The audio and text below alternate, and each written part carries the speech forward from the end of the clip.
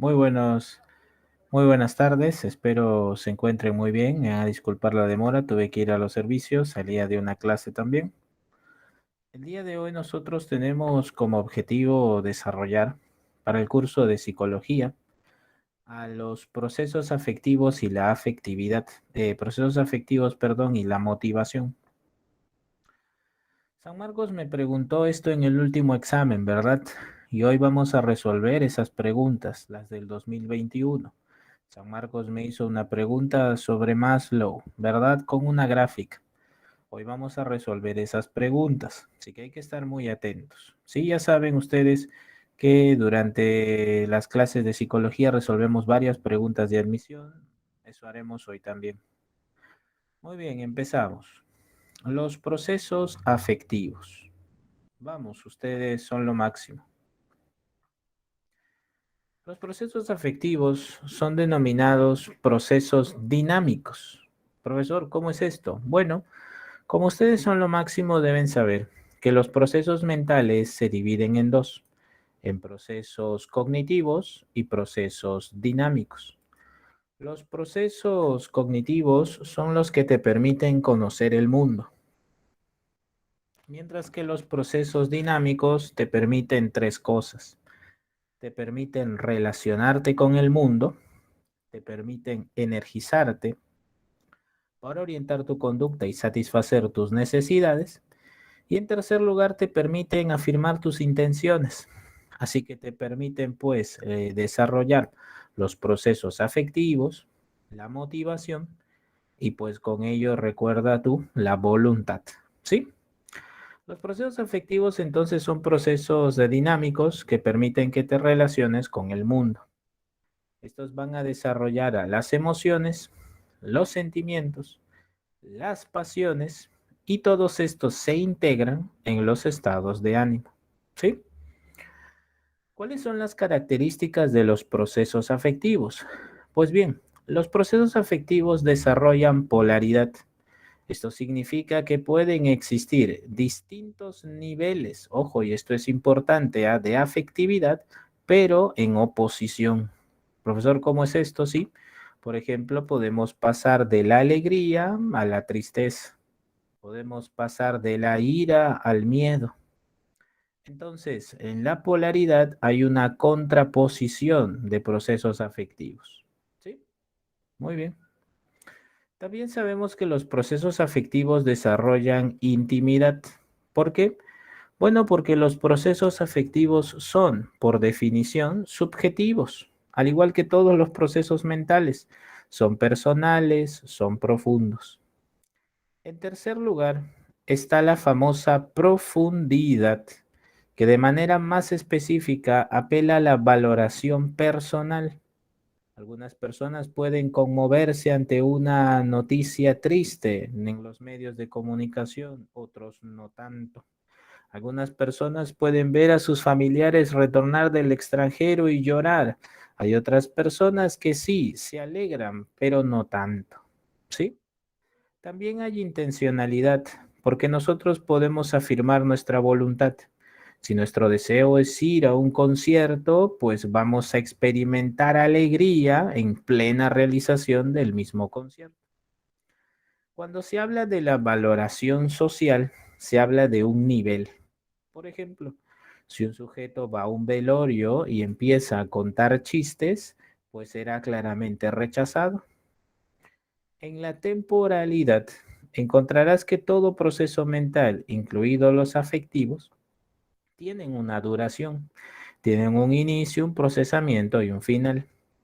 Y en la intensidad vamos a observar grados de reacción, grados de experiencia, pero claro, también observaremos cambios corporales. Si bien es cierto, podemos ir desde una sonrisa hasta una carcajada, pues nuestro cuerpo, gracias al sistema nervioso simpático y parasimpático, notará pues cambios. Finalmente, en la amplitud, tienes al desarrollo de la personalidad. Por ejemplo, sabemos que los de menor amplitud son las emociones y los de mayor amplitud son las pasiones. Empezamos con las emociones. Las emociones, ustedes recordarán, Son procesos afectivos de alta intensidad y corta duración. ¿Pero por qué son así? Bueno, porque la función de las emociones es adaptativa. ¿Sí? Es adaptativa. Entonces nosotros podemos inferir que gracias a las emociones nosotros seguimos con vida. Las emociones pueden clasificarse de dos maneras. Según el famoso Plutchik, las emociones pueden clasificarse en emociones básicas y emociones sociales, mientras que para Wundt se clasifican en emociones esténicas y asténicas, ¿sí? Esténicas y asténicas. Muy bien. Entonces, ¿tú cómo eres lo máximo? Dices, profesor, las emociones básicas son aquellas emociones que nos permiten seguir con vida, por supuesto. ¿Y cuáles son? Bueno, vamos a presentar un gráfico a continuación. Aquí lo tenemos. En este cuadro, que tiene como fuente la misma obra de Plutchik, tú vas a observar lo siguiente. Primero, alegría, tristeza, ira, miedo, sorpresa, aceptación, repugnancia y esperanza forman parte de las 8 emociones básicas de Plutchik. Debido a la traducción de su obra, a la confianza le pueden llamar aceptación y a la anticipación le pueden llamar esperanza. Como puedes observar en el cuadro, cada una de estas emociones tiene un propósito. Por ejemplo, si nosotros interpretamos eh, algo como valioso y esto de pronto es perdido, pues vamos a experimentar tristeza, ¿sí? Pierdes un objeto valioso. Pero si tú percibes que algo es valioso, pues experimentarás alegría. Profesor, ¿y cuáles son las funciones? Bueno, en el caso de la tristeza, según Plutchik, esta debería funcionar como como un inhibidor. Profesor, ¿y a qué se refiere con esto? Bueno, mira, te lo comentaré brevemente. De acuerdo a las investigaciones de Plutchik, cuando uno realiza alguna actividad altamente productiva, se siente bien consigo mismo. ¿Por qué? Porque ha manifestado habilidades o cualidades, ha superado algún obstáculo. Entonces, la alegría significa que has ganado algún recurso, ya sea tiempo, ya sea un objeto, ya sea reforzamiento de la habilidad, etcétera. Pero en la alegría ocurre todo lo contrario. La función con la tristeza ocurre todo lo contrario. La función de la tristeza es señalar que nosotros al perder una cosa hemos, por así decirlo, desperdiciado el esfuerzo, el desarrollo de alguna habilidad o el mismo tiempo.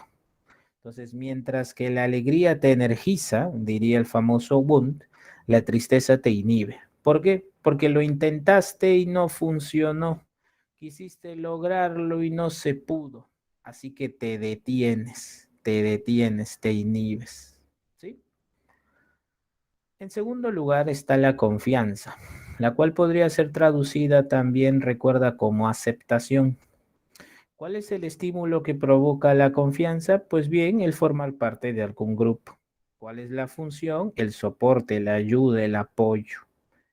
De tal manera que cuando tú combinas alegría y confianza o alegría y aceptación, el resultado es el amor. ¿Sí? El resultado es el amor. Profesor, entonces me está diciendo que estas emociones se pueden combinar. Sí, se pueden combinar. Continuamos. El miedo. El miedo nos permite identificar una amenaza. La función básicamente es recobrar nuestra seguridad. Recuerden que el famoso Maslow nos dice, la necesidad de seguridad se define como la ausencia del miedo. ¿Sí? En la sorpresa ocurre un evento inesperado y tú esperas ganar tiempo para orientarte. En la tristeza ya sabemos que hay una inhibición. En el rechazo, nosotros tratamos de apartarnos de los objetos desagradables, de expulsar lo que nos hace daño. En el enojo nos podemos energizar para destruir el obstáculo. Mientras que en la última, la anticipación, pues estamos a la expectativa de las nuevas cosas que puedan ocurrir, de los nuevos estímulos. Por eso aquí lo relacionan con el conocimiento del territorio. Profesor, seamos puntuales. ¿Esto ha venido en el examen de admisión? Por supuesto que sí. Profesor, ¿ha venido? Claro que sí. En el examen de admisión de San Marcos me pidieron a mí, mucho cuidado aquí, me lo pidieron en el examen de admisión del 2019, que me pedían relacionar. ¿Qué debía relacionar? Debías relacionar una emoción con un respectivo ejemplo. Facilísimo. Una emoción con un respectivo ejemplo. ¿Sí? Profesor, pero ¿qué tipos de emociones eran? A eso voy. En el 2019-2 me pedían relacionar las emociones, pero sociales. Profesor, pero estas son básicas. Así es, a eso vamos. Las emociones sociales, según Plutchik, son el orgullo, los celos, la vergüenza, la culpa, el amor y la envidia. A ver, ¿qué pasaría si yo te dijera lo siguiente? Alexandra revisa los mensajes de texto del celular de su novio mientras éste va a los servicios higiénicos. ¿Qué emoción social consideras tú que se está realizando allí? ¿Cuál podría ser eso? Alexandra revisa los mensajes del celular de su novio mientras ésta se va a los servicios higiénicos. Pues bien, esos son los celos. Perfecto. ¿Qué pasaría si yo te dijera lo siguiente? Cuando Marcos se dirige hacia el público, experimenta reacciones contradictorias que le impiden pensar y hablar correctamente. ¿Qué emoción podría experimentar de las que tú lees allí? ¿Qué emoción podría ser? Muy bien, Eric. Esa es la vergüenza. Facilísimo, ¿ven? A ver, ¿qué pasaría si yo te dijera lo siguiente? Alex está enfadado por la buena suerte de su mejor amigo. Él siente que no la merece como él mismo. ¿Qué emoción podría estar manifestándose allí? Por supuesto, muy bien Alexia, muy bien Lynette, muy bien Harley. Esa es la envidia. ¿Sí? Y muy bien. ¿Qué pasaría si yo te dijera lo siguiente? Roberto, siempre que está con su familia, demuestra atención y compromiso para satisfacer y cubrir las necesidades, así como comprenderla, la de la esposa, los hijos y sus padres. ¿Qué emoción podría ser esa? El amor. Perfecto, allí lo tienes. Entonces, San Marcos, recuerda, me preguntó en el 2019-2, básicamente una relación entre las emociones sociales y unos ejemplos. André me pregunta, la clasificación de emociones básicas y sociales, André fue el famoso Robert Plutchik. Allí en el cuadrito de la diapositiva, en la parte inferior, puedes notar que este cuadrito es adaptado de la obra de Robert Plutchik, La naturaleza de las emociones. ¿Sí? Así es, Plutchik. Muy bien. Lo tenemos entonces. Ya sabemos que San Marcos nos ha preguntado por las emociones sociales, 2019-2. No te preocupes que al final vamos a resolver preguntas. Ahora pasamos a la clasificación que San Marcos también me preguntó, pero hace muchos años. ¿Qué profesor? La clasificación de Wundt ha venido, sí, 2007. 2007. 2007 San Marcos me preguntó por la clasificación de Wundt. ¿Cómo clasifica Wundt a las emociones? En esténicas y asténicas. Las esténicas te energizan, las asténicas te inhiben. Por ejemplo, la alegría te energiza, porque ya sabemos que de acuerdo a Plutchik, esto considera que un objeto es valioso, has ganado un recurso, entonces te animas, ¿sí? En cambio, la asténica te inhibe. Ya sabemos que la tristeza, por ejemplo, es una emoción asténica. Te das cuenta que has perdido algo valioso, entonces te inhibes, ¿sí? Profesor, ¿y esto qué significa? Bueno, que para Wundt participarán el sistema nervioso simpático y parasimpático. ¿Sí? Profesor, entonces usted me puede decir que el miedo puede ser una emoción asténica. Sí, sí, sí, claro. Y la ira sería esténica. La ira esténica, el miedo asténica. La alegría esténica, la tristeza asténica. ¿Sí? Muy bien. En esténica te energiza, asténica te inhibe. Continuamos, que el tiempo no nos gane porque son dos temas en uno. Teoría sobre las emociones. Sabemos nosotros que la primera teoría la propuso William James con Lange. William James pensaba que el factor biológico es determinante en el desarrollo de las emociones. Por ejemplo, si el ver a un roedor provoca una taquicardia, si yo quito al roedor, quitaré la taquicardia. Entonces, para Plutchik hay una relación de causa y efecto entre el factor biológico y la emoción. Esa es la primera teoría, facilísima. Causa-efecto, factor biológico, emoción. Si yo quito a la rata, quito la taquicardia. Si quito a la taquicardia, pues quito la emoción. Claro, profesor, hoy sabemos que hay personas que tienen dañado el sistema límbico y que pues no pueden manifestar sus emociones de la manera correcta. ¿Así es? Muy bien. Primera teoría, James y Lange. Segunda teoría, la teoría de Cannon y Barth. Cannon y Barth investigan el sistema límbico a profundidad y se dan cuenta de la participación del tálamo, el hipotálamo y la amígdala cerebral. Por ejemplo, ustedes saben que la amígdala cerebral no solamente es lo que nosotros llamamos la localización neurofuncional de la memoria emocional, sino que nosotros sabemos pero muy bien. Recuerda, pero muy bien. ¿Qué cosa? ¿Qué cosa, profesor? Que la amígdala cerebral también regula la agresividad. Entonces, Cannon y Barr, cuando estudiaron el cerebro, se dieron cuenta que no solo había una respuesta fisiológica, sino también un procesamiento cerebral. ¿Sí? Por eso es que aquí ocurre lo siguiente, dice, los procesos afectivos ocurren de manera simultánea a nivel del sistema límbico. ¿Listo? Muy bien, fantástico. Profesor, James, Lange, Cannon y Bart han venido en el examen de admisión. No, no han venido hasta la fecha. No han venido. ¿Sí? No han venido. Tenlos en cuenta. ¿Sí? Tenlos en cuenta.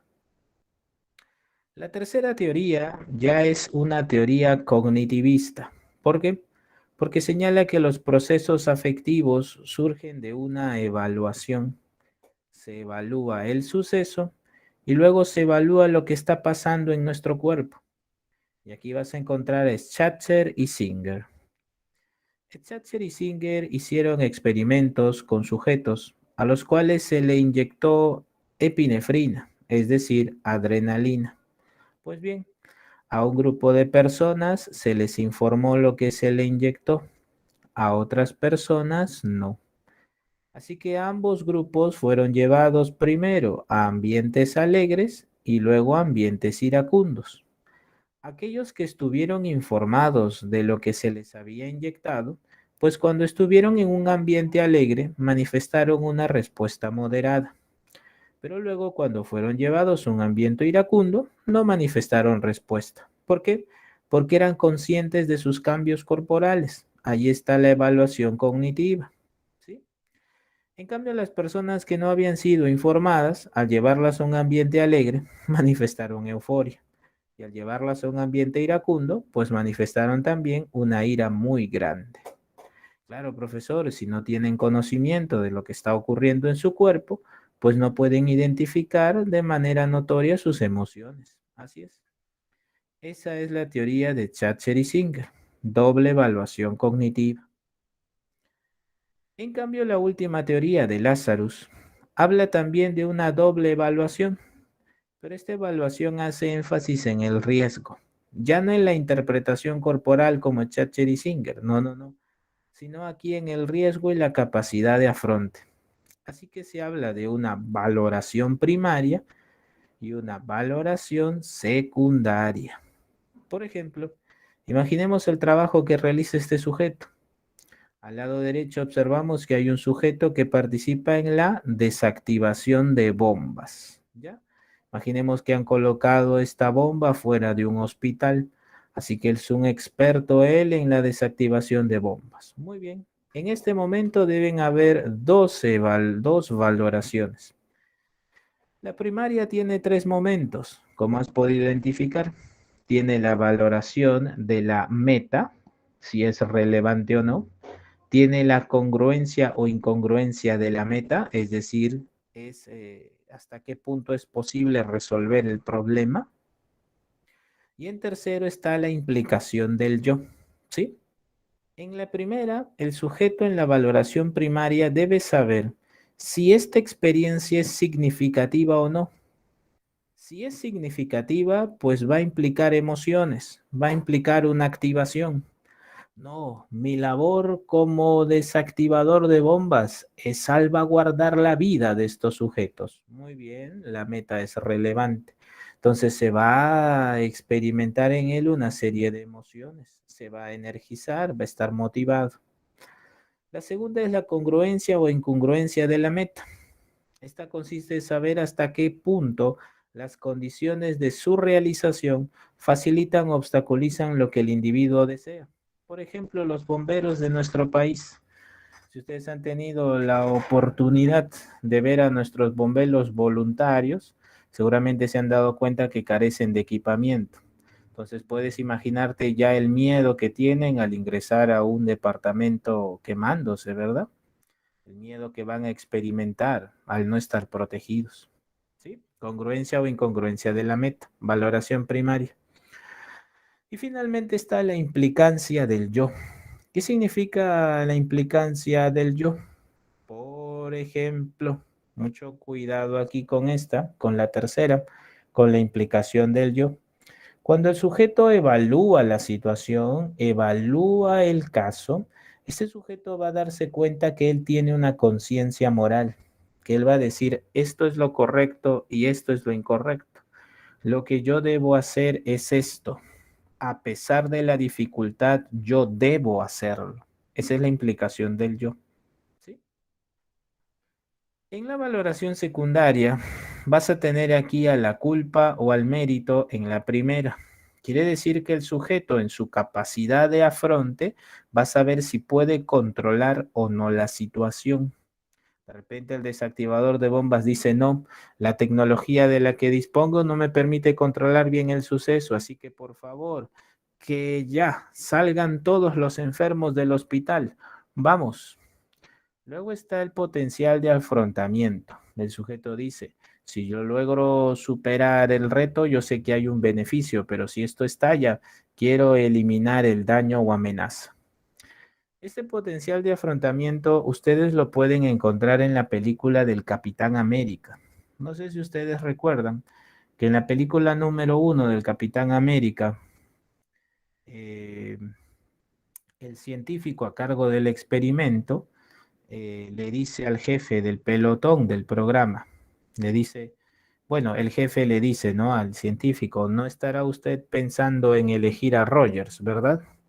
Y el científico le dice, sí, es más, a ese he elegido, pero ¿cómo lo va a elegir usted a él? Mira, el otro soldado es fuerte, es hábil, sigue órdenes. Y el científico le dice, pero es alguien que hace bullying.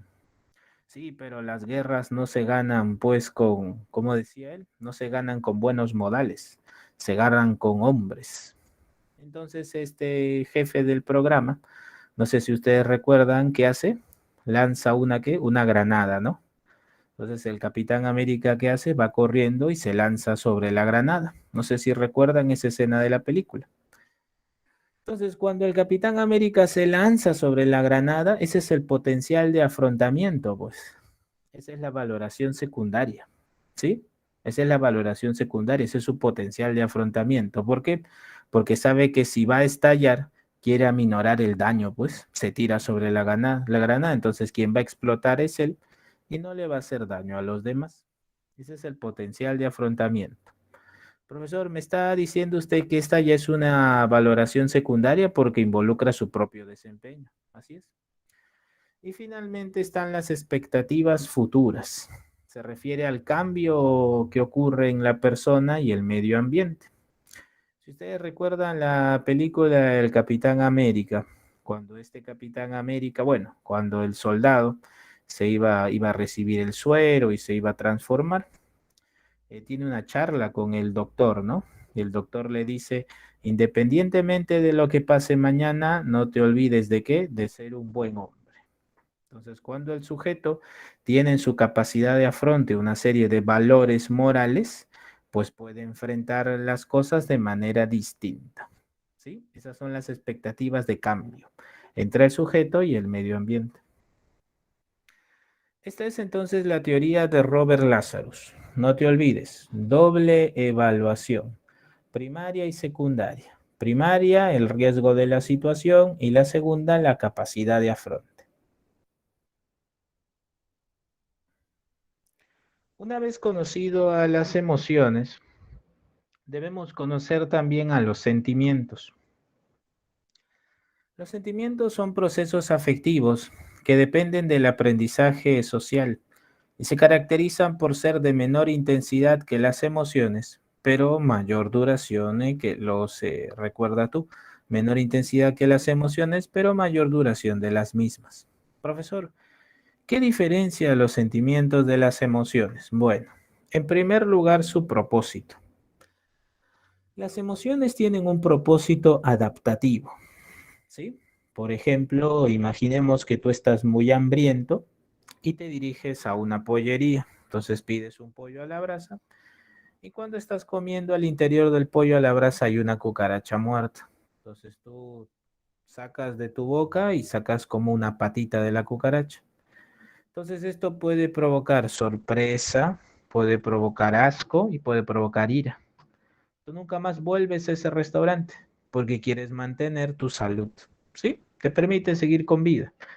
Si tú vas a un cine acompañado y de pronto alguien se sienta a tu lado y tú notas que esa persona tiene un arma de fuego, pues esa sorpresa y ese miedo hacen que salgas de ese lugar y digas, no, yo no me quedo aquí, yo no quiero morir. Entonces las emociones te mantienen con vida. Pero ¿qué hacen los sentimientos? Los sentimientos constituyen tu carácter.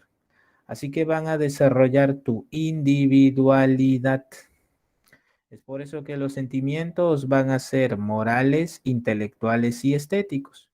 Van a lograr que se construyan en ti las actitudes. Entonces, imaginemos que Mario, siempre que ve una noticia, pues experimenta desagrado ante las injusticias. Y es por estas razones que él ha decidido aprender las normas y reglas de la Constitución. Entonces, a partir de esa expectativa, él lo que hace es desarrollar una serie de disposiciones personales. Profesor, entonces, cuando un sujeto se energiza al momento de resolver un ejercicio de álgebra, y durante toda la semana está muy interesado en aprender la teoría, podemos nosotros señalar que tiene una actitud positiva hacia las matemáticas. Así es. Y que en el futuro estaría desarrollando sentimientos intelectuales hacia el curso. Por supuesto. Profesor, si una persona experimenta alegría, se energiza y valora mucho la cumbia peruana, pues estaría manifestando una disposición a escucharla casi todos los días. Y en el futuro, estas se integran a su personalidad como sentimientos estéticos. Entonces, los sentimientos tienen un propósito: construir tu carácter, desarrollar tus actitudes, afirmar tu individualidad. Claro, profesor, yo puedo escuchar música salsa, pero más allá de un par de canciones, a mí me gusta más el rock, porque considero que el rock hace A, B, C y D. Me dices, la letra es mucho más armoniosa, los sonidos parecen más coherentes, además las temáticas que tiene me entretienen. Por supuesto, significa que en los sentimientos tú puedes identificar tus motivos, ¿sí? Tú puedes decir, a mí me gustan las obras de Vargas Llosa por A, B, C y D. Yo hallo satisfacción al pintar por A, B, C y D. Y así puedes enumerar cada uno de tus motivos. En cambio, en las emociones tienes una experiencia inmediata, es reactiva, es flexible, es adaptativa. En cambio, en los sentimientos tienes una identificación de los motivos. Algunos libros definen a los sentimientos como emociones racionalizadas. Quiere decir que las has procesado en el intelecto y has podido identificar tus motivos. Sabes por qué te conmueve, por qué te alegra, por qué te divierte, por qué te entristece, etcétera, etcétera. ¿Sí? En la siguiente diapositiva vas a tener una descripción más detallada de los sentimientos, ¿sí? Morales, intelectuales, estéticos, etcétera. ¿Sí? Muy bien, profesor, una consulta. ¿Esto de los sentimientos ha venido en el examen de admisión? Sí, una vez. ¿Y cómo se han presentado? De la manera más sencilla posible, como definición. Profesor, ¿cómo que como definición? Sí, me han presentado a mí en el examen de admisión hace muchos años la definición de sentimiento. Me han hecho referencia a procesos afectivos más duraderos, pero que no te conmocionan de manera intensa. Sin embargo, te impulsan de manera constante, profunda y persistente al desarrollo del conocimiento, la moralidad y la belleza. Pues bien, esos son sentimientos. Lo que me ha venido en San Marco, definición, facilísimo. Entonces, no se vayan a olvidar, si un sujeto desarrolla una serie de hábitos, donde para él lo más importante es alcanzar la verdad, contrastar una hipótesis, entender cómo funciona algún hecho o fenómeno, pues bien, ese es un sentimiento intelectual. Si un sujeto se orienta constantemente al disfrute, la experiencia, la expresión, la impresión de una obra de arte, pues es un sentimiento estético. Si un sujeto, por otro lado, está constantemente preocupado por el bienestar de los demás, este sujeto piensa que hay que practicar una sana convivencia social para ejercitar la justicia, la solidaridad, la tolerancia. Bueno, es un sentimiento ético. Claro, profesor, y estos constituyen su carácter. Así es. Forman sus actitudes. Así es. Identifica sus motivos. Por supuesto. ¿Sí? Muy bien. Entonces, si yo te preguntara, oye, ¿por qué te gusta la geometría? Pues tú me darías dos o tres motivos. Muy bien, tu sentimiento intelectual. Oye, ¿por qué te gusta el K-pop? ¿Por qué te gustan los doramas? Me das tres, cuatro, cinco motivos. Muy bien, tu sentimiento estético tal vez. ¿Y qué se diferencia entonces con las pasiones?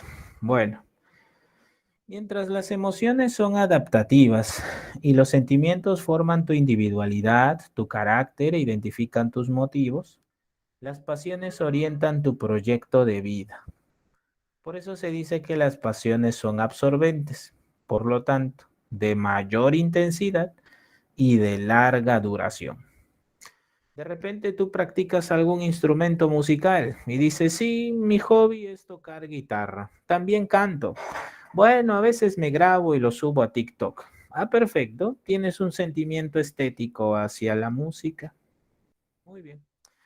Pero ¿qué pasaría si tú el resto de tu vida te tocas a tocar guitarra, te dedicas a aprender música, a ser un músico profesional? Entonces das ese paso de sentimiento a pasión.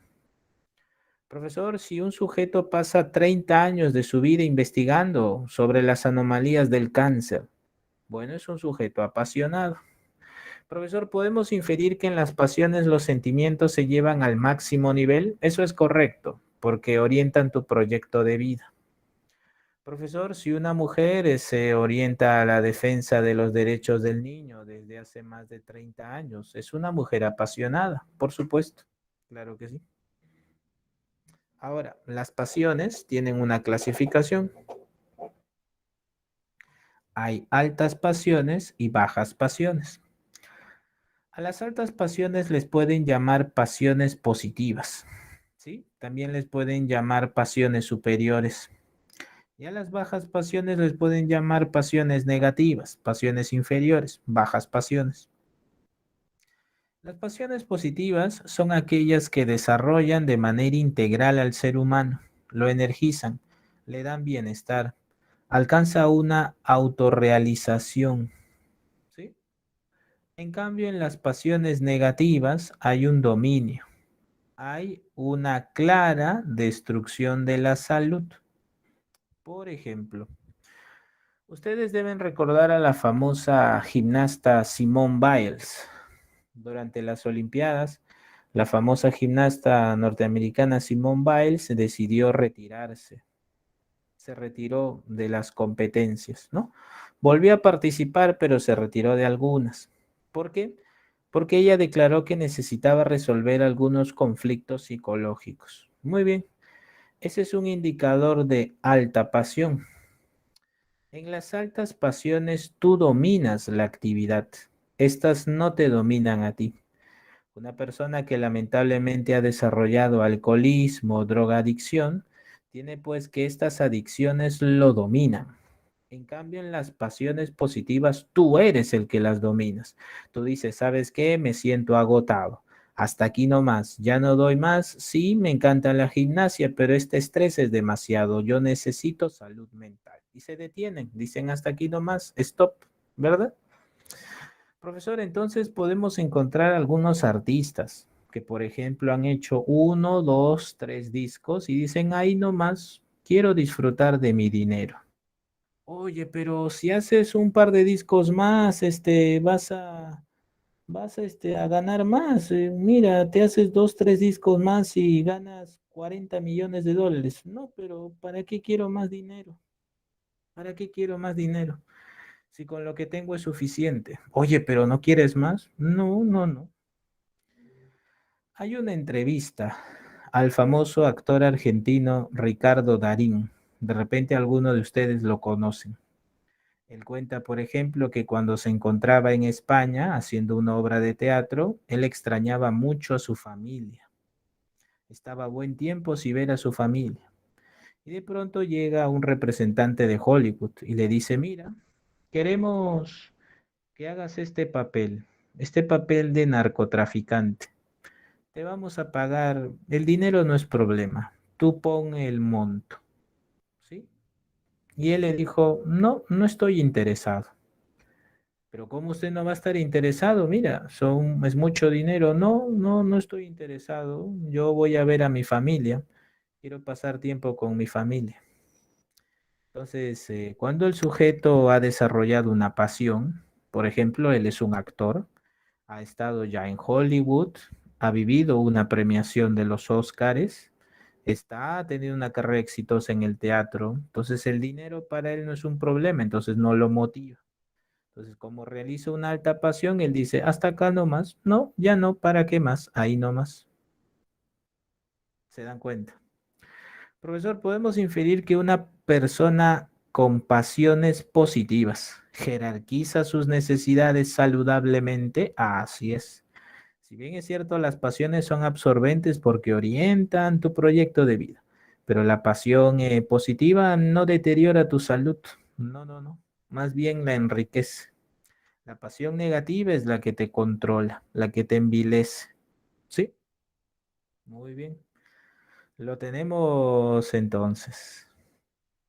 Continuamos.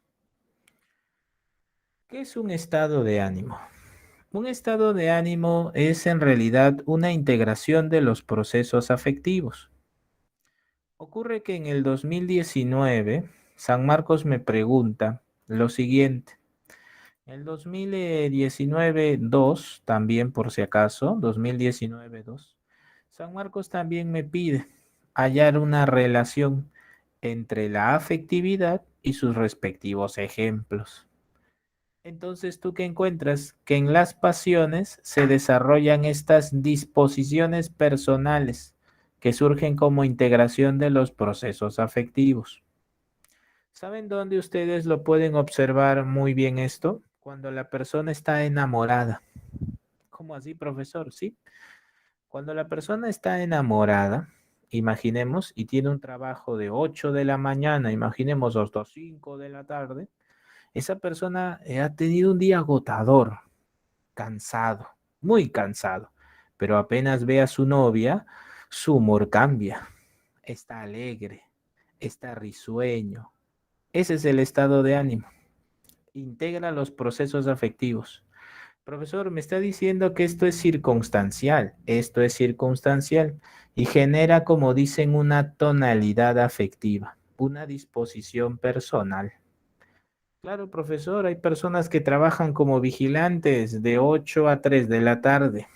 pero cuando llegan a su casa se sienten reconfortados, se sienten muy bien, se sienten alegres, están felices de encontrarse con su familia. Ese es el estado de ánimo. Es un encuentro de los procesos afectivos. Por ejemplo, imaginemos que yo les diga a ustedes lo siguiente. Ya, imaginemos, ojo que es solo un ejemplo, yo les digo, mira, mañana a las 6 de la mañana, de las 6 de la mañana, va a ir a visitarte CR7, Cristiano Ronaldo. Va a ir a visitar a tu casa mañana, a las 6 de la mañana. Entonces, las personas a las cuales le gusta el fútbol, admiran a CR7 y dirán, uy, mañana viene CR7, hoy no duermo de la emoción. Claro, porque al recibir la noticia se están integrando todas tus emociones. De repente tienes un sentimiento hacia el fútbol, tal vez practicas el fútbol y te encanta. Entonces lo vas a esperar animado, un estado de ánimo positivo y una disposición. Vas a limpiar tu casa, vas a, no sé, colocar globos, preparar la cámara fotográfica, tu celular, grabar videos. En tu mente empiezas a idear lo que vas a hacer. Pero ¿qué pasa si yo te dijera, ojo, solo este es un ejemplo, ¿sabes qué? Y esto yo se lo pregunté a un salón también, ¿no? Imaginemos que mañana va a ir a tu casa, no sé, BTS. BTS va a ir a tu casa mañana, va a tomar desayuno contigo. Entonces las personas que son fans de BTS también se van a alegrar. ¡Uy, excelente! Voy a conocer a BTS, voy a tomar desayuno con ellos, me tomaré fotos, bailaré, los conoceré. Pero a las personas que no les interesa dirán, hoy no, ¿para qué? Mejor le pongo doble candado. Doble candado a mi casa. Mañana me voy de viaje. Igual hay personas a las que no les gusta el fútbol, no les llama la atención Cristiano Ronaldo y dirán, ¿qué? ¿Mañana hay que ser Ronaldo? No me importa, cierro mi casa, doble candado, me voy de viaje. Entonces, los estados de ánimo, ¿qué hacen? Integran tus procesos afectivos en una circunstancia, ¿sí? A algunos les puede parecer muy atractivo CR7, a otros no. Unas personas les puede parecer muy atractivas BTS, a otros no, ¿sí? Profesor, entonces los estados de ánimo son integración de los procesos afectivos que desarrollan disposiciones personales. No se olviden. Alteraciones de la afectividad.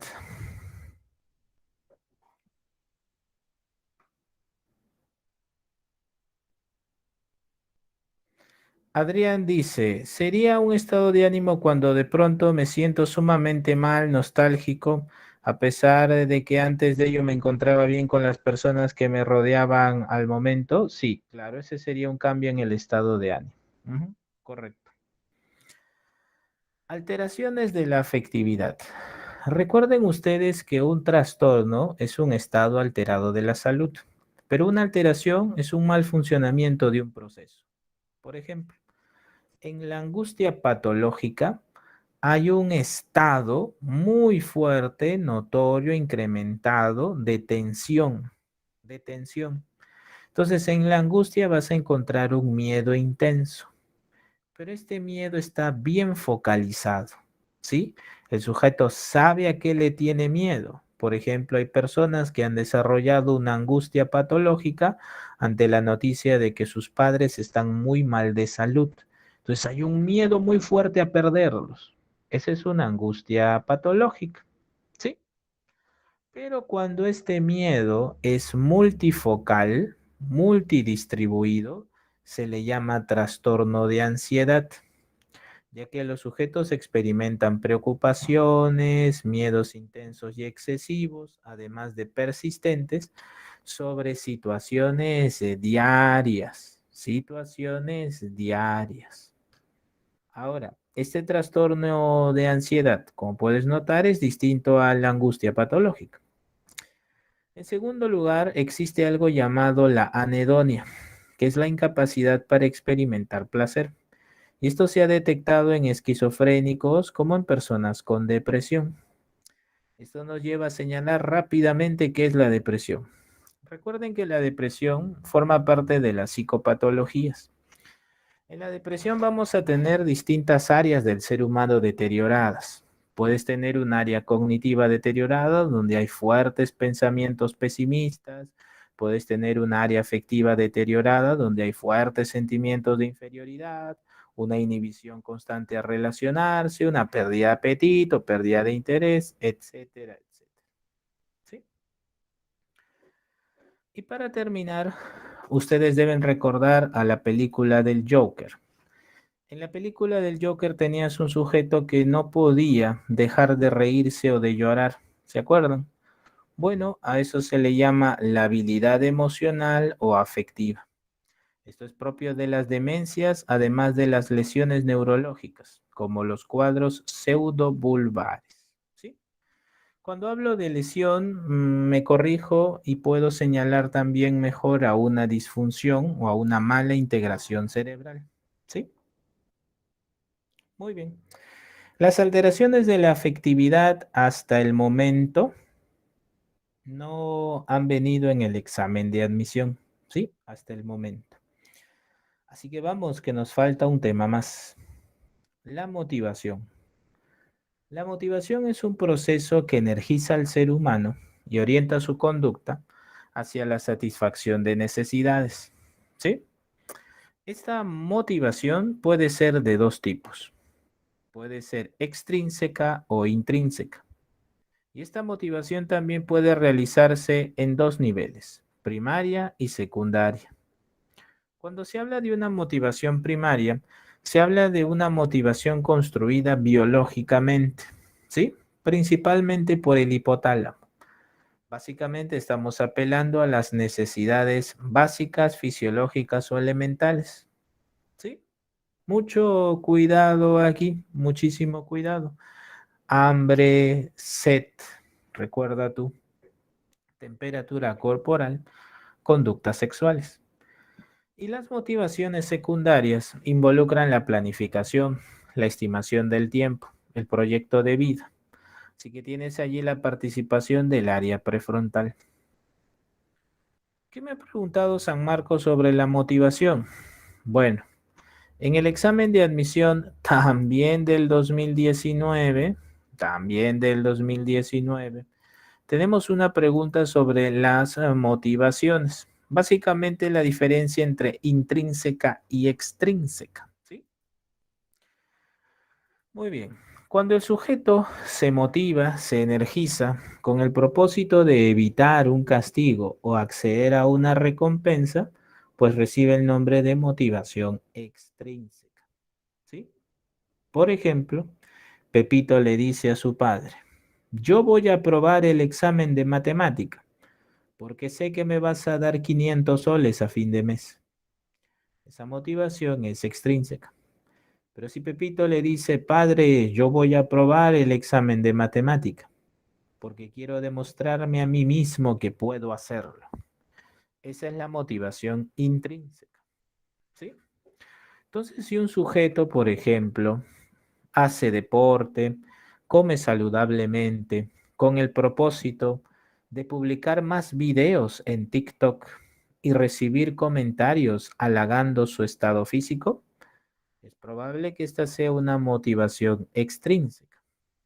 Pero si el sujeto come saludablemente y hace ejercicio para sentirse bien consigo mismo y desea transmitirle este conocimiento a los demás para aportar a su sociedad, esa motivación es intrínseca, porque parte de un deseo primero de estar bien consigo mismo y luego poder compartirlo con los demás. Esa motivación es intrínseca. Claro, profesor, entonces en las redes sociales podemos ver personas que efectivamente están ansiosas por la aprobación de los demás, quieren likes, quieren visitas, quieren comentarios y hacen todo por ello. Una motivación extrínseca. También personas que investigan, que desarrollan conocimiento científico, artístico, se sienten bien consigo mismo y quieren compartirlo con los demás. A esa motivación es intrínseca.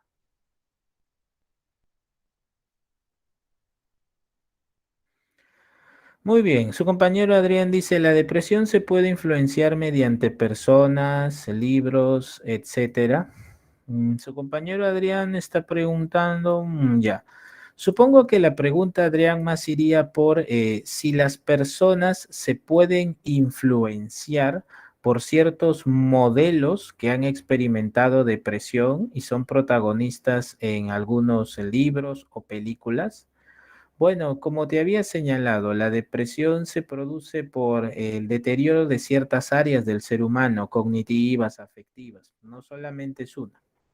Entonces, si te refieres a que uno puede imitar la depresión, o sea, imitación, así como vicario, pues en realidad no. Podemos imitar ciertas conductas que puedan parecer tristes o deprimidas, pero la depresión en sí misma se debe a un factor interno. Es un factor interno.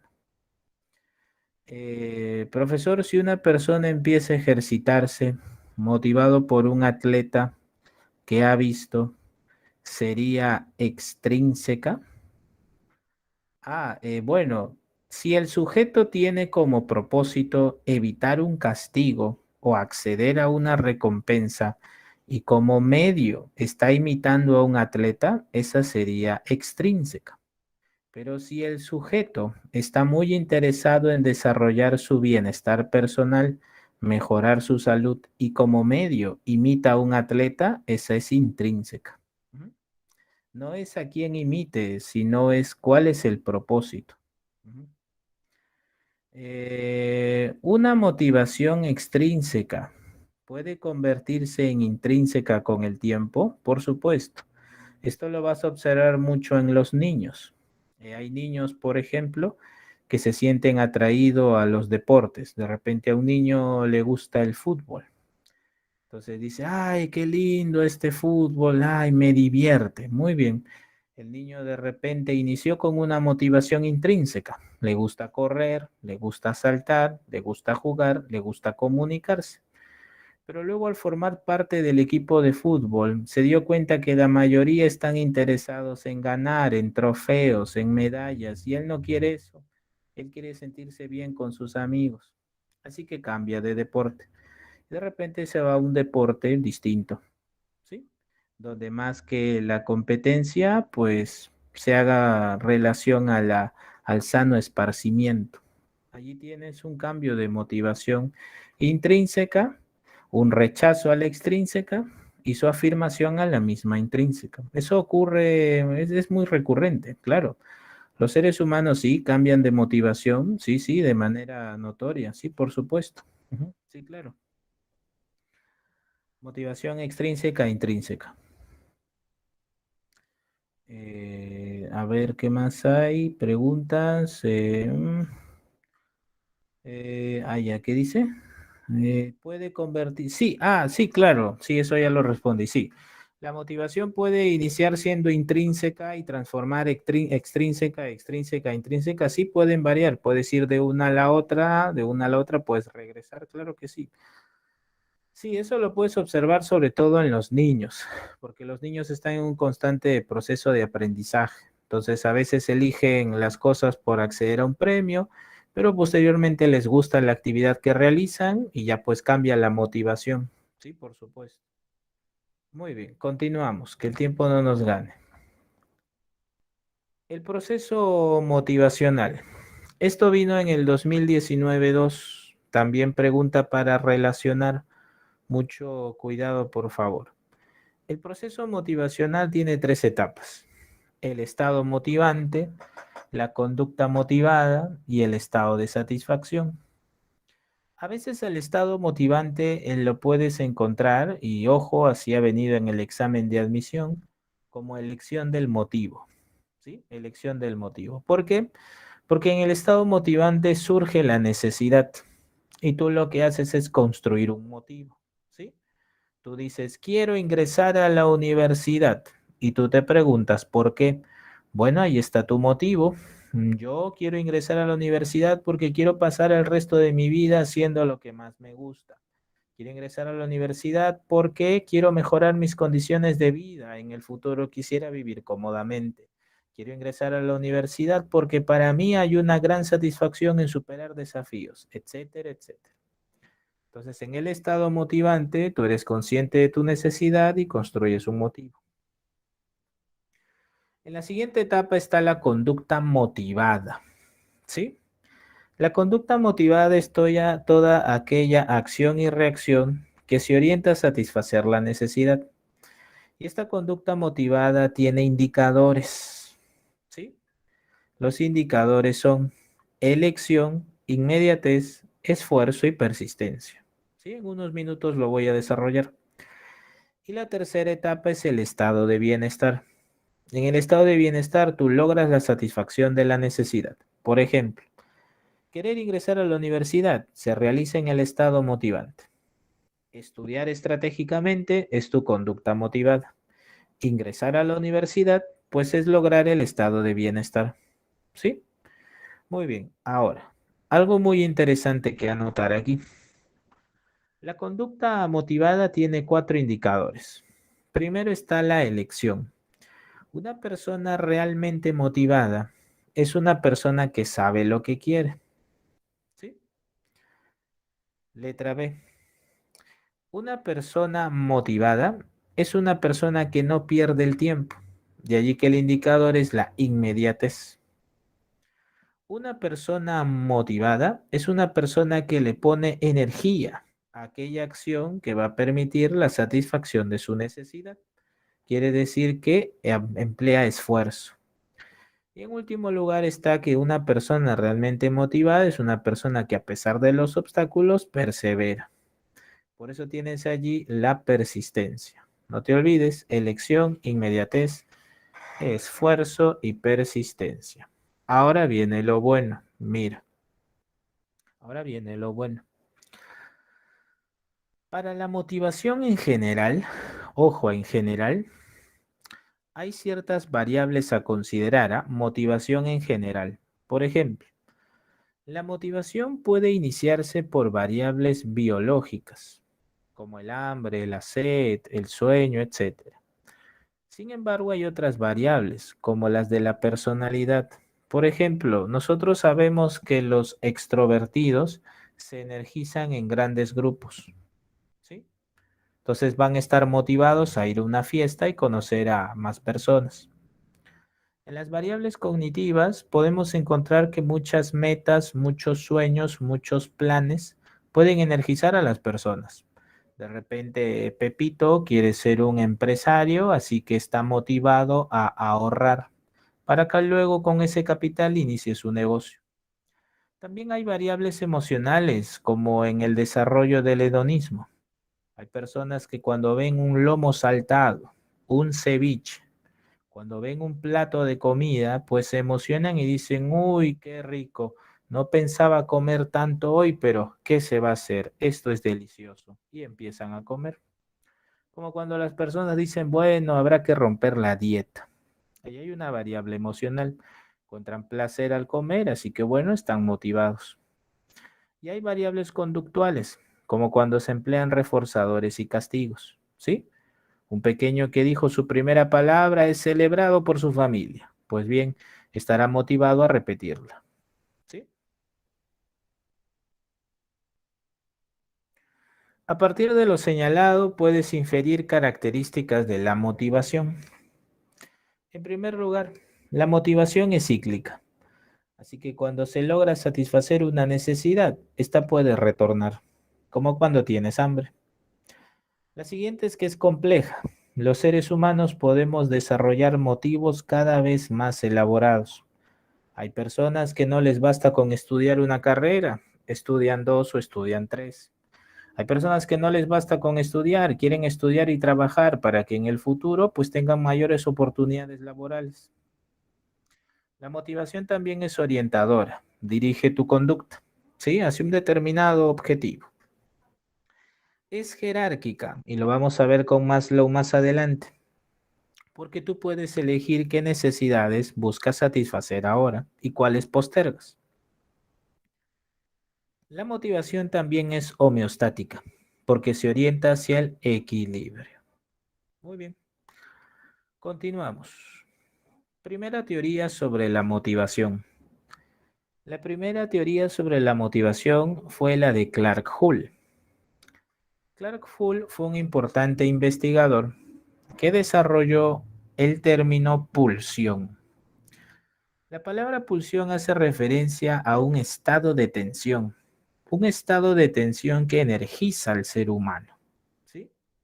Por ejemplo, Clark Hull distinguió pulsión primaria de secundaria. Si una persona tiene hambre, hará todo lo posible por comprar alimento o cocinarse. Entonces allí él está orientado por disminuir esta tensión, reducirla. Por eso a la teoría de Clark Hull se le llama la teoría de la reducción de la pulsión. ¿Sí? En cambio, si estas pulsiones son aprendidas, pues bien, vas a encontrar aquí determinados elementos como la ambición, como podría ser el ingresar a la universidad, el formar una empresa. ¿Sí? Pulsión primaria entonces de tendencias innatas y pulsión secundarias aprendidas. ¿Qué también debemos precisar nosotros? Bueno, la existencia de la teoría de la activación de Yerkes y Dodson. Ustedes que son lo máximo deben recordarlo. La ley de Yerkes y Dodson nos dice que cuando los niveles de excitación son demasiado altos, entonces el rendimiento disminuye. ¿Sí? Niveles de excitación demasiado altos, entonces el rendimiento disminuye. Henry, apaga tu micro. Henry Molina, por favor, apaga tu micro. Gracias. Niveles de excitación demasiado altos, el rendimiento disminuye. ¿Sí? Entonces aquí puedes tener el ejemplo del fútbol. Si por ejemplo un deportista no está bien preparado en temas de concentración, no sabe cómo afrontar a una serie de estresores, cuando uno está en un partido de fútbol hay muchos estresores, tus compañeros, el director técnico, el ruido de la hinchada, las personas que están viéndote por televisión. Entonces, si este psicólogo del deporte no ha trabajado con estos atletas en temas de concentración, de atención o de rendimiento, entonces, ¿qué va a ocurrir? Bueno, si los niveles de excitación son demasiado altos, el rendimiento disminuye. Entonces, él va a pensar que patea muy suave la pelota, pero en realidad la patea con tanta fuerza que la manda lejos del arco. Esa es la ley de Yerkes y Dodson. Según Yerkes y Dodson, hay dos tipos de tareas, las tareas simples y las tareas complejas. En las tareas complejas, tu nivel de activación debe ser bajo. Allí está el desempeño óptimo. Pero en las tareas simples, puedes darte el lujo de desarrollar niveles de activación alto. ¿Por qué?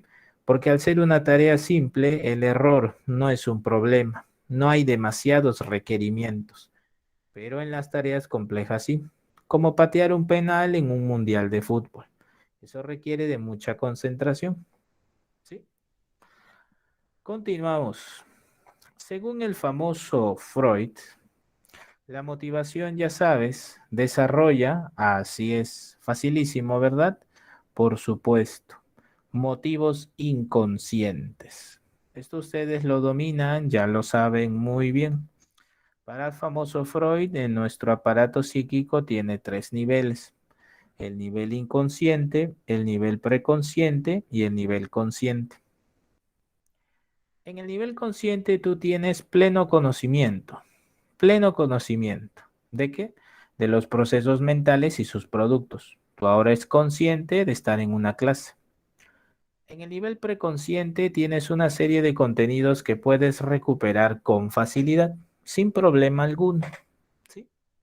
Y en el nivel inconsciente están tus deseos, tus necesidades reprimidas. Según el famoso Freud, el ello tiene como objetivo fundamental, ¿qué cosa? Demorar las demandas, recuerda, el yo, para Freud, tiene como objetivo fundamental demorar las demandas del ello. Recuerda que el ello es instintivo, es primitivo, es animal. Entonces el ello vive bajo el principio de placer. El yo, en cambio, buscará demorar las demandas del ello, porque vive bajo el principio de realidad. Mientras que el superyo desarrolla dos cosas, la conciencia moral y la censura. Profesor, entonces si un sujeto con mucha hambre salió de trabajar, para llegar a su vivienda debe pasar por un mercado y de pronto mientras está en el mercado le surgen pensamientos como: toma esa manzana, aliméntate de ella, nada va a pasar, nadie te está viendo. Ese es el ello, por supuesto. ¿Y el yo qué haría? Pues el yo le diría: oye, tranquilo, ya vas a llegar a tu casa, te vas a bañar, vas a almorzar tranquilamente, mira que no falta nada. Entonces, como puedes darte cuenta, el yo planifica, establece el juicio y busca demorar las demandas del ello. ¿Y qué haría el super yo? Bueno, el super yo te diría: oye, recuerda lo que dijo tu padre. La honestidad ante todo, robar es malo. Ese es el super yo. Desarrolla tu conciencia moral, desarrolla la culpa y sobre todo censura. ¿Sí? No te olvides. Ahora sí, el protagonista, el que ha venido en el último examen de admisión, Maslow. Atentos porque vamos a resolver esas preguntas. Ojo, ¿ah? Como bien tú sabes, Maslow escribió una obra muy importante llamada Motivación y Personalidad. Y Maslow en el capítulo 5 nos presenta la jerarquía de las necesidades. ¿Sí? El famoso Abraham Maslow nos dice: todo ser humano puede autorrealizarse, pero para lograrlo es necesario que jerarquice sus necesidades saludablemente. Maslow constituye un elemento fundamental de la perspectiva humanista. ¿Por qué? Porque piensa que el ser humano es consciente de sus necesidades, puede hacerse consciente de sus cualidades, consciente de sus defectos y con autonomía los puede cambiar, reorganizar, reorientar. ¿Sí? Entonces, el famoso Maslow en su obra Motivación y Personalidad nos dice: esta es mi propuesta en relación a la jerarquía de las necesidades. Primero, están las necesidades fisiológicas. ¿Sí? Creo que aquí no hay problema.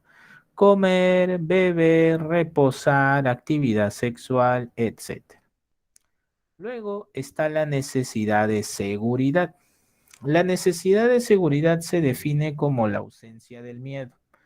Puede involucrar la compra de una vivienda, puede involucrar el tener un empleo, puede involucrar ahorrar dinero en el banco, pero puede involucrar también las creencias que el ser humano tiene, sus supersticiones, puede involucrar incluso sus confesiones religiosas.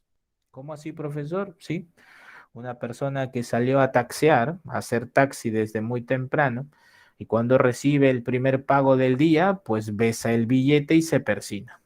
Ese billete puede estar lleno de bacterias, pero ese taxista lo besa y se persina. ¿Por qué? Porque cree que haciendo eso le va a ir muy bien. Hay personas que cuando salen de su vivienda se persinan. Esa es la necesidad de seguridad. No solo apela con las cuestiones concretas o materiales, sino también con algunos mecanismos psicológicos. Profesor, entonces cuando una persona sale muy tarde de una fiesta y toma un taxi por aplicativo, está buscando satisfacer su necesidad de seguridad. Así es. Luego tenemos a la necesidad de pertenencia. La necesidad de pertenencia, Maslow la define como amar y ser amados. Amar y ser amados. Profesor, ¿esto qué involucra?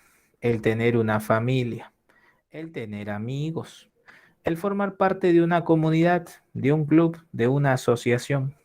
Por ejemplo, imaginemos que yo quiera formar parte del club de fans de una banda de K-pop. ¿Sí? Muy bien. Entonces yo estoy manifestando necesidad de pertenencia. Pero ¿qué ocurre si yo quiero ser reconocido por ese club como el que mejor baila? Entonces pasamos de la necesidad de pertenencia a la necesidad de estima. Y en la necesidad de estima vas a encontrar tres cositas. ¿Cuáles? Competencia, necesidad de competencia, necesidad de logro y necesidad de reconocimiento. Tres. Competencia, logro y reconocimiento. La necesidad de competencia consiste en sentirse aptos. Por ejemplo, hay personas que entrenan años para participar de una maratón, ¿sí? Para participar de una maratón. Sentirme apto. Ustedes se preparan muchos años en la academia para un examen de admisión. Quieren sentirse aptos, necesidad de competencia. Luego, ustedes enfrentan el examen de admisión. Hay una necesidad de logro. Quieres superar los obstáculos. Necesitas superarlos. No solo necesitas sentirte apto, sino necesitas superar los obstáculos. Y en un tercer momento está la necesidad del reconocimiento. Si tú ingresas a la universidad, pues tu familia, tus amigos lo van a reconocer. Tu estatus cambia. Ah, claro, ahora eres un universitario. Mira, mi hijo ingresó a San Marcos. Mira, mi hijo ingresó a tal universidad, aquí o allá. Perfecto. ¿Sí? Entonces, en esta gráfica le han colocado necesidades sociales, pero recuerda que Maslow le llama de pertenencia. ¿Sí? Ahora, ¿por qué colocamos aquí sociales? Porque más adelante lo vamos a relacionar con la teoría de las necesidades de McClellan, que también está en el prospecto. Él también habla de necesidades sociales, pero la vamos a ver más adelante, con calma. ¿Sí? Entonces no te olvides, la necesidad de pertenencia es la necesidad de amar y ser amados, constituir una familia de repente, tener una pareja, algunos amigos, formar parte de un club, de una asociación, etc. En la necesidad de estima recuerda que está la competencia, el logro y el reconocimiento. Y finalmente está la necesidad de autorrealización. Para Maslow, la necesidad de autorrealización es aquella necesidad donde el ser humano busca desarrollar sus cualidades personales y otorgarle un servicio a su sociedad. Entonces, hace muchos años me presentaron una pregunta en un simulacro, hace varios años. Me presentaron el caso de un joven psicólogo que trabajaba en el interior del país para promover la salud mental en las poblaciones más vulnerables. Entonces colocaron esto. Si luego de una entrevista al profesional es notoria las intenciones de contribuir a su sociedad y desarrollar sus cualidades personales en el proceso, podemos inferir que él está buscando satisfacer su necesidad de, y la clave fue autorrealización. ¿Sí? Ahora, el famoso Carl Rogers le llamó autoactualización, porque para Carl Rogers este era un impulso a superarse. Mucho cuidado. Maslow le llamó autorrealización, porque es el máximo nivel. Tú desarrollas tus cualidades personales y le otorgas un servicio a la sociedad, ¿sí? Pero Rogers le llamó autoactualización, porque para Rogers este es un impulso, incluso él llama biológicamente programado, que tiene el ser humano para superarse. Por eso le llama autoactualización, así le llamaba Rogers, ¿sí? Ahora, cuando vamos a la siguiente diapositiva, vamos a leer información que nos va a permitir resolver esa pregunta de admisión de este año, donde me presentaron una gráfica, me presentaron la pirámide de Maslow, y aquí tienes biológica, seguridad, pertenencia, estima y autorrealización. Pues bien, mira. Maslow en la versión en inglés, ya en la versión en inglés, a las primeras cuatro necesidades, ¿sí? Ojo, hablo de la versión en inglés. ¿Por qué? Por lo siguiente, mira. Maslow distinguió entre deficit needs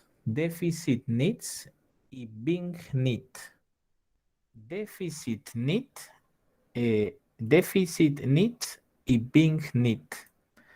Profesor, esto es en inglés. Sí, esto es en inglés. Ustedes que son lo máximo y saben inglés. Entonces, las necesidades de déficit, o también llamadas necesidades tipo D, deficit need, ustedes que son lo máximo, Pues involucraban pues a nada más y nada menos que las necesidades. Recuerda tú que eres lo máximo. Necesidades fisiológicas, la necesidad de seguridad, tú que eres lo máximo, ¿verdad? La necesidad de pertenencia. Y ya tú que eres lo máximo dices, profesor, y la necesidad pues de estima que hay con la necesidad de autorrealización. Bien, mucho cuidado aquí, mucho cuidado aquí, mucha concentración también. Mira, para el famoso Abraham Maslow, la competencia, el logro y el reconocimiento puede contribuir a que el ser humano se haga consciente de cómo en su proyecto de vida da cuenta de sus cualidades y sus defectos. Pero en la necesidad de autorrealización, él lleva al máximo nivel solo sus cualidades y le otorga un servicio a la sociedad. ¿Sí? Entonces, tú como eres lo máximo que puedes inferir. Bueno, tú como eres lo máximo dices, bueno, la Big Needs o Big Needs son las necesidades de ser. Necesidades de ser. Entonces, tú como eres lo máximo dices, profesor, si yo estoy haciendo referencia a la necesidad de ser, pues yo inmediatamente pienso en el desarrollo de mis cualidades personales, por supuesto. Y estas incluyen tanto a las de estima como a las de autorrealización. Solo que ya si tú te concentras en una, tú profundizas en la teoría, vas a decir, bueno, hay algo interesante, que mientras que en el proceso donde tú te sientes apto, tú logras y te reconocen, tú has dicho, bien, tuve que dejar de lado mis defectos, tuve que superarlos, y ahora en la de autorrealización yo reafirmo mis cualidades personales y le otorgo un servicio a la sociedad. Es por eso.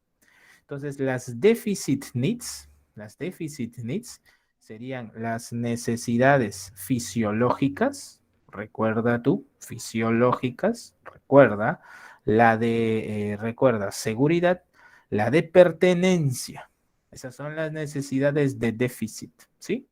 Entonces, en un nivel superior, recuerda tú, por favor, está la de autorrealización. Esa sí es plena. Entonces, si somos muy estrictos, diríamos, las cuatro primeras pueden ser deficit needs, porque la de estima puede incluir los defectos que van a ser superados. Por eso te sientes competente, por eso logras y por eso te reconocen, ¿ya?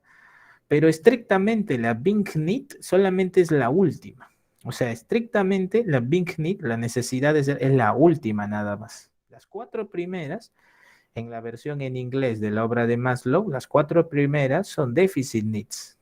Y la Big Need, la necesidad de ser, la de autorrealizar, es la última nada más. ¿Ya?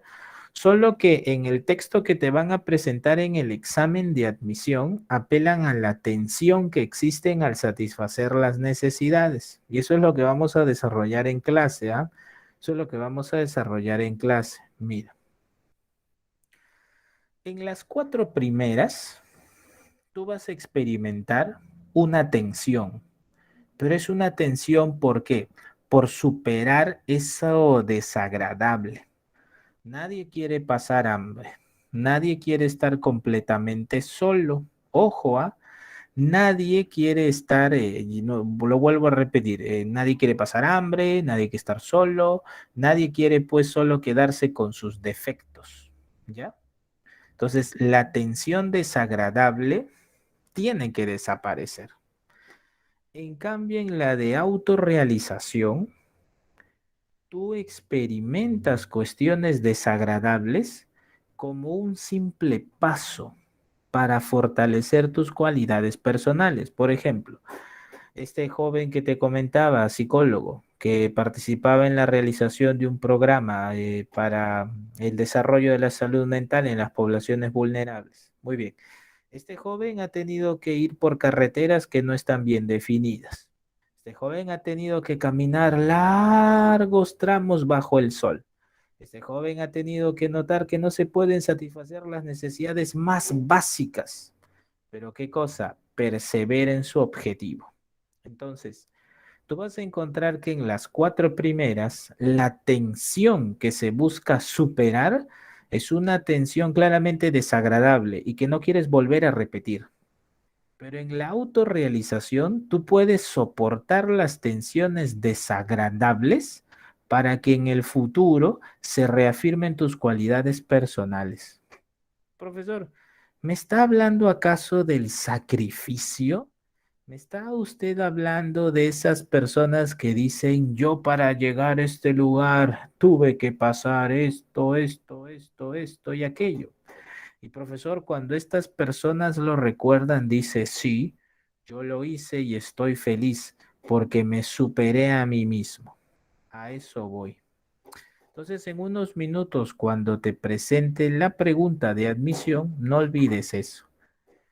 Estrictamente las cuatro primeras son necesidades de déficit y la última es la necesidad de ser, porque en la última ya se logró, ya tú superaste aquello que esperabas lograr en el tiempo, solo que lo estás reafirmando, ¿sí? No te olvides de eso. Para terminar y ya empezar con las preguntas de la guía, según McClelland, hay necesidades fisiológicas reguladoras y no reguladoras.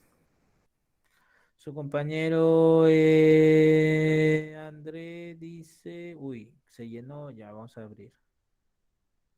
Si solo quiero desarrollar mis capacidades, pero no quiero contribuir, así es. En realidad, estrictamente eso decía Maslow. Si yo quiero desarrollar mis capacidades, pero no contribuir a la sociedad, así es. Sí, por supuesto. Sí, sí, sí, porque Maslow consideraba que los valores morales, como la justicia, la igualdad, la tolerancia, estaban allí en la persona autorrealizada. En realidad, sí, estrictamente sí, André y sí, Eric. Una persona autorrealizada no es egoísta. La persona autorrealizada es solidaria. Es para Maslow la mejor versión del ser humano. El autorrealizado tiene buen humor, el autorrealizado puede enfrentarse a una tensión, pero espera superar, el autorrealizado contribuye a la sociedad. Sí, en realidad sí. Ujú. Son dos cosas. Eso lo diferencia de la necesidad de estima, porque en la de estima tú eres reconocido, en la necesidad de estima tú logras cosas y eres competente. Pero la diferencia con el autorrealizado es que ha llegado al máximo nivel y le ha otorgado un servicio a su sociedad. Sí, esa es la diferencia. Estrictamente, ¿no? Si lees la obra de Maslow, sí. Necesidades fisiológicas. Las reguladoras son aquellas necesidades biológicas, pero que no se pueden postergar. Entonces, si el individuo no las satisface, pues mueres. En cambio, las no reguladoras tú las puedes postergar. ¿Te ayudan a preservar la especie? Sí, pero las puedes postergar. Ojo, ojo con esto. Las necesidades psicológicas, las McClellan las divide en dos, personales y sociales. Las personales tienen a la competencia, que ya sabes tú qué es, tiene a la determinación y sociabilidad. La determinación es la necesidad para afirmar tu autonomía, que tú puedas elegir y te hagas responsable de tus decisiones. Por ejemplo, los padres le dicen a Pepito, Pepito, ¿por qué no entras a la policía? Mira, Pepito, nada te va a faltar. No, no, pero yo tengo inteligencia espacial, yo quiero ser ingeniero, soy bueno en matemáticas. Pero Pepito, mira, que si entras a la policía nada te va a faltar, mira, que no, que estar preparado. No, no, yo quiero eso, yo soy bueno. Esa es la necesidad de determinación, ¿sí? Y en la necesidad de sociabilidad hay un interés por involucrarme con los demás, pero para, ojo, satisfacer una necesidad muy individual. ¿Cómo así, profesor? Por ejemplo, imaginemos que una pareja muy joven salga a caminar con sus hijos pequeños, ¿sí? Y bueno, los dos hijos pequeños quedan maravillados con las clases de karate que está dictando un sensei o profesor en el parque debido a una actividad municipal. Entonces los niños le dicen a su papá, papá, yo quiero hacer eso, quiero estar con ellos también. Esa es la necesidad de sociabilidad. Ellos quieren experimentar vivencias en grupo, satisfaciendo pues ese deseo que tienen de repente de patear, de golpear, de saltar, de correr, etc. Esa es la sociabilidad. En cambio, en la necesidad social de afiliación, tú tienes a la pertenencia de Maslow propiamente dicha. ¿Cómo así, profesor? Sí, porque tú puedes formar parte de un grupo y en esa interacción social logran objetivos comunes, ¿sí? Esta teoría de las necesidades de McLennan la vas a encontrar en libros de psicología organizacional, porque están orientados a eso, al desarrollo de la empresa. Entonces, la necesidad de afiliación te dice que los seres humanos necesitamos la cooperación, la solidaridad, el apoyo para cumplir con objetivos. En la necesidad de logro, nosotros vemos cuáles son nuestras cualidades y superamos los objetivos. Y en la necesidad de poder o influencia, McClellan aquí lo mira desde el punto de vista saludable. McClellan dice, es la necesidad para poder ayudar a los demás. Entonces, en una empresa, por ejemplo, la necesidad de poder involucra que el experto le enseña al novato. Entonces, aquí McClellan habla de liderazgo. El líder tiene una necesidad de poder. ¿Por qué? Porque no busca controlarlos, sino busca enseñarles, asistirlos y delegarles responsabilidades. Ese es. Entonces, la necesidad de poder no es esa necesidad pues de dominio, de control. A veces hay preguntas que ponen eso, ¿no? Pepito considera que es importante dominar a los demás. No, no, no, pues ese no es McClellan. Ese, bueno, es una pregunta ya determinada, ¿no? Pero McClellan pensaba que la verdadera necesidad de poder es la necesidad de influencia. Tú influencias positivamente a los demás. Tú les enseñas, los asistes y les delegas la responsabilidad. Ujú. Muy bien, hemos terminado con la teoría. A ver, vamos a resolver las preguntas de la guía. Por favor, máxima participación para resolver las preguntas de admisión, ¿ah? Si no participan, entonces no vamos a poder cumplir con ese objetivo. A ver. Número uno, ¿es más potente y duradero que? Facilísima, ¿ah? La uno, muy bien, Harley. La pasión, pues, es más potente y duradera que la emoción y el sentimiento. Número 2. Emoción que produce aumento de energía para el trabajo y la relación social. Bueno, la alegría. Clave de la 2. Beso. 3.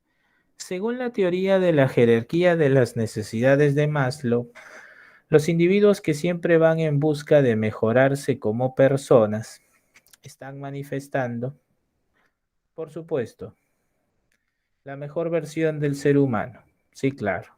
3 dedos. 4.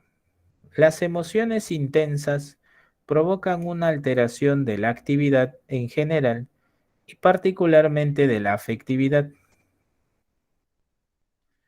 Qué rara esta pregunta. A ver, a ver, a ver. Serían las emociones esténicas. A ver, vamos a ver. Sería así, ¿no? Las emociones intensas, sería esténicas, ya. Las emociones esténicas provocan una alteración de la actividad. Sería pues psicomotora y particularmente de la afectividad. Es la única, la verdad. Yo lo interpreto y lo veo aquí como psicomotor, porque si reemplazo intensas como esténicas, ¿sí? La única. Pregunta 5. El hambre o la sed son denominadas también necesidades. Bueno, a esas se le llaman de supervivencia. Correcto. 5 casos. 6. Si un alumno estudia para obtener calificaciones altas, se compra libros sobre el tema, se queda al final de la clase para practicar, podríamos afirmar que está guiado por la relación, bueno, entre motivación y aprendizaje. 6 casa. Pregunta 7. Lazarus. La emoción resulta de evaluar la situación y de lo que acontece en el organismo. Falso. Ese es Schacher y Singer. Las emociones poseen función adaptativa, puede ser desde Darwin hasta Plutchik. ¿Se evalúa el grado en que la situación puede afectar nuestro bienestar? Claro, el riesgo. ¿Estima nuestra capacidad de afronte? Por supuesto. Sería aquí 3 y 4. Uy, una pregunta bien hecha. Cas. La 2 no es, no, porque la 2 podría ser Darwin o Plutchik. Así que la 7 sería Cas. Pregunta 8. Josecito es un neonato y su única forma para poder comunicarse es el llanto. Uy, lo mismo lo dice, única, dice acá, única. En esta situación el llanto es un ejemplo de señal. Sí, pues, ese es el problema. Lo que pasa es que sí, bueno, ya. Sí, sí, sí. 8 casa. 9. La pérdida del equilibrio orgánico o psíquico debido a la presencia de una necesidad recibe el nombre de estado motivante. 9 dedo. 10. César es una persona interesada en la política porque le agrada el hecho de influir y convencer a los demás. Ya, la única acá es poder, pero ya saben, ¿no? Que McClellan nos dice ayudar a los demás sin que los necesiten, ya saben, asistir, enseñar y luego delegar. Es el líder de la empresa. 11. Sobre la motivación, marque los enunciados verdaderos. Los motivos pueden originar en algún tipo de necesidad. Sí, claro, eso es fundamental. La motivación es siempre intrínseca, falso. Los motivos cambian según la personalidad de desarrollo exterior, verdadero. 1 y 3. Casa. Pregunta 12. Él, según Lindsay, es el que se activa al producirse la motivación. Muy bien. Esta pregunta en realidad es como para uni, porque la uni a veces toma en cuenta ciertas características biológicas, pero brevemente se los voy a explicar, ¿sí? Brevemente. ¿Se acuerdan ustedes de la famosa teoría de, bueno, Abraham Maslow? Muy bien. Lindsay habla, perdón, de la de Thatcher y, perdón, de la de Yerkes y Dodson. Muy bien. Hablamos de los niveles de excitación. Muy bien. Ahí se utiliza una palabra llamada arousal. La palabra arousal hace referencia a eso, a la activación. Entonces, Lindsay fue un investigador posterior que hizo hincapié en el sistema reticular. Entonces, el sistema reticular es el SARA. Por eso la clave sería pues dedo. ¿Ya? Pregunta 13. ¿Es el concepto considerado el núcleo de los factores motivacionales? Bueno, la necesidad. 13 besos. ¿Se acabó? Ah, 13 nomás, ya. ¿Me confirman, por favor, si estamos listos para las preguntas de admisión? ¿Me van confirmando? ¿Lo tenemos? Muy bien, cierro este archivo y vamos a resolver todas las que podamos, ¿sí? La idea es esto, resolver preguntas de admisión, cosa que identificamos como San Marcos me pregunta. Listo, paso a compartir entonces. Primero vamos a ir con las preguntas del 2021. Este gráfico, ¿verdad? Que San Marcos me presentó sobre la motivación. ¿Listo? Muy bien, vamos a ver entonces.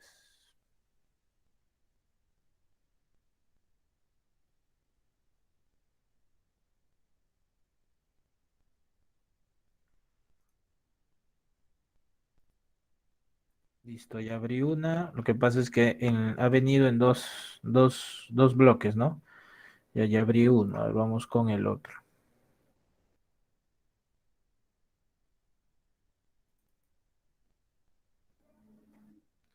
Listo. Ah, ya.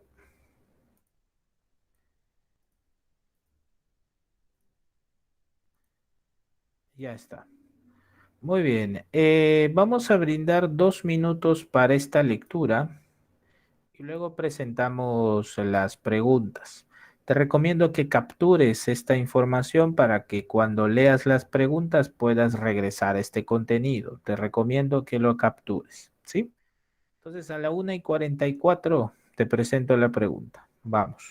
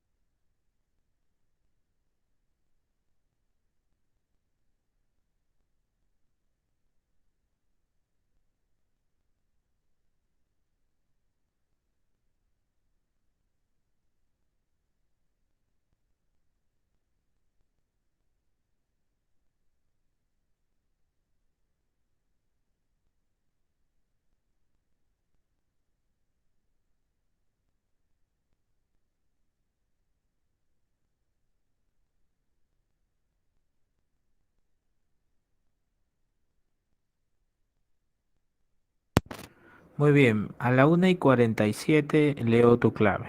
Vamos.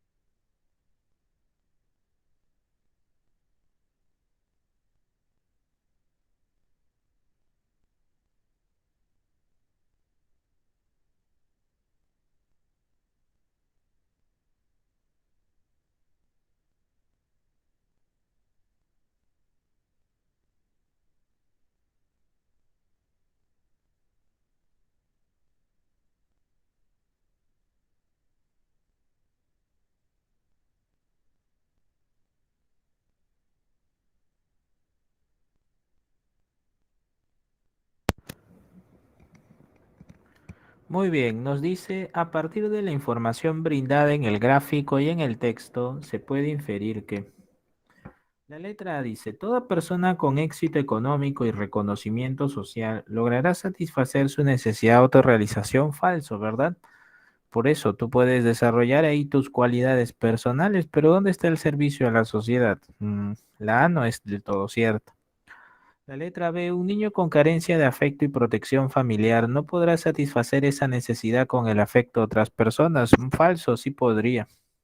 En realidad hay personas que viven en albergues y han construido su propia familia allí. Letra C, un niño que siente que su seguridad y su sentido de pertenencia se ven amenazados por el divorcio de sus padres. Mostrará poco interés por aprender, eso es correcto, ya que recuerden que la seguridad es la ausencia del miedo e incluso en el tema de aprendizaje entendimos que hay un factor llamado la situación emocional. La letra D. Una persona sin reconocimiento social, al no satisfacer esta necesidad básica, no podrá satisfacer sus necesidades fisiológicas. Más bien creo que es al revés. ¿Sí? Entonces la clave aquí sería casa. A ver, abro el chat. Muy bien, Harley. Muy bien, Brian. Muy bien, Edith. Correcto, Adrián. Muy bien, Iraida. Muy bien, Karina. Muy bien, Linet. Muy bien, André. Muy bien, Alexia. Muy bien, Henry. Correcto. Vamos con la siguiente pregunta. A la 1:50 leo tu clave. Vamos.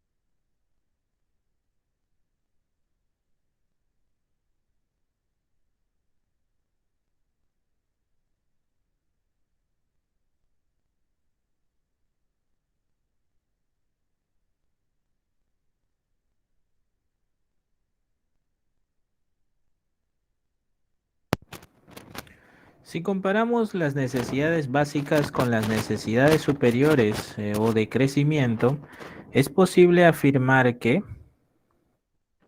bueno, como tú bien has notado, a ver, vamos a abrir el chat. Correcto, Brian. Muy bien, Karina. Muy bien, Edith. Harley. Muy bien, Adrián. Muy bien, Eric. Muy bien, Linet. Muy bien, Alexia. Muy bien, Diego. Muy bien, Iraida, André, Henry, correcto. La clave sería beso, ya que la satisfacción de las primeras reduce la tensión desagradable, las biológicas, la de seguridad, la de pertenencia. Por el contrario, las segundas llevan a una tensión agradable. Por supuesto, el sujeto, el joven psicólogo, buscaba autorrealizarse y a pesar de los impedimentos de esta zona en su condición geográfica o misma económica, aún desea pues lograr ese objetivo, contribuir a la salud mental de las personas. Correcto, perfecto. Muy bien, vamos con las siguientes preguntas.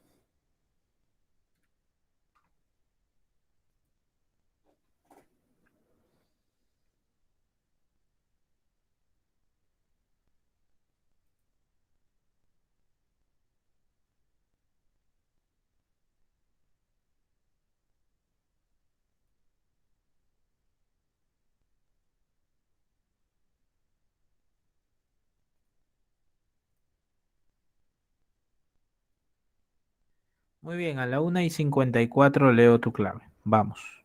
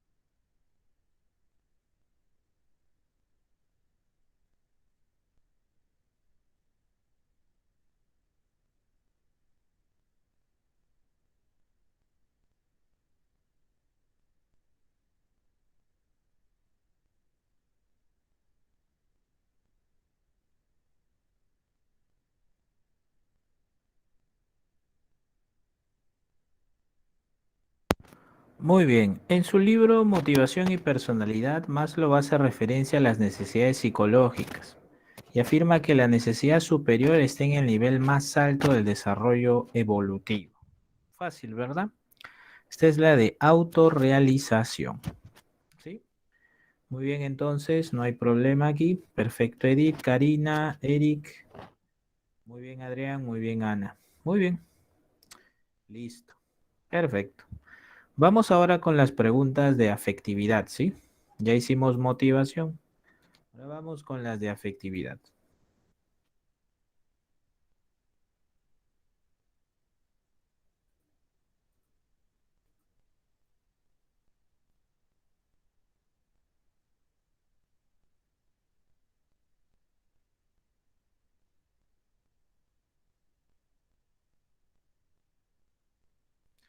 Muy bien, 1:57, leo tu clave. Vamos.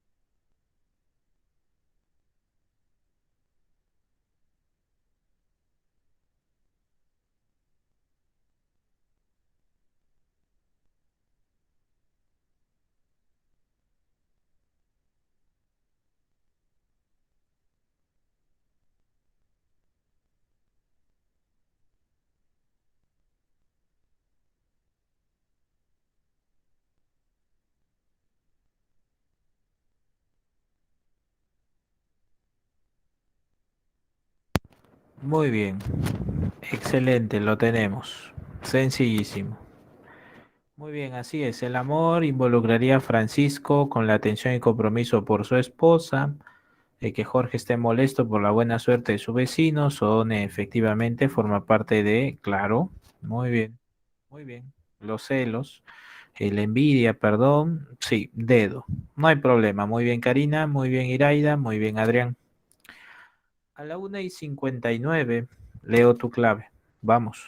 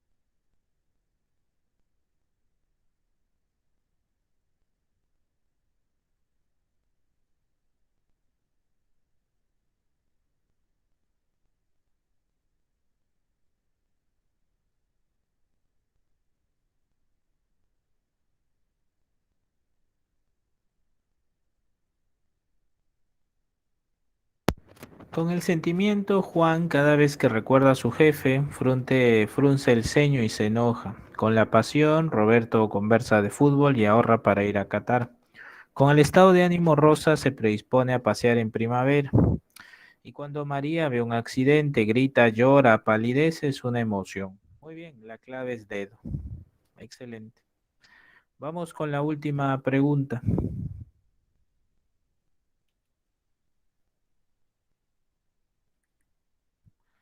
Dice así, los procesos afectivos más duraderos que no conmocionan al ser humano de manera intensa, pero lo impulsan de un modo más constante, profundo y persistente. Al acercamiento, búsqueda, conservación y disfrute de las personas, los objetos o las situaciones. Muy bien, Harley, muy bien, Edith, muy bien, André, muy bien. La clave sería sentimientos. Correcto, la clave es avión. Muy bien. Excelente. Perfecto. Que les vaya muy bonito. Cuiden mucho su salud. Nos vemos.